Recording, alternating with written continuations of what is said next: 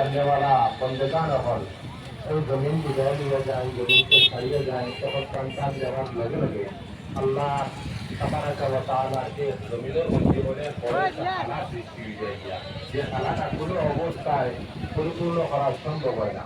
আজকে আমরা জানি আলহাজ হজরত শাহ সুফি মৌলানা জমিরুদ্দিন সাহেব নকশবন্দি মুজাদ্দিদি রহমতুল্লাহ তাআলা আলাইহি জমিন ছাড়িয়ে বিদায় নিয়েছে।